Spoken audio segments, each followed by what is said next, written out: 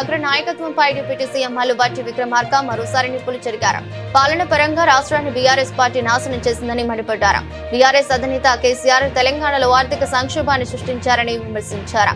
సోమవారం గాంధీ భవన్ లో టీపీసీసీ విస్తృత స్థాయి సమావేశంలో డిప్యూటీ సీఎం మల్లు భట్టి విక్రమార్క మాట్లాడుతూ మేడిగడ్డ అంశంపై తాము మాట్లాడితే కాంగ్రెస్ పార్టీ రాజకీయాలు చేస్తుందంటూ బీఆర్ఎస్ నేతలు విమర్శిస్తున్నారని తెలిపారు.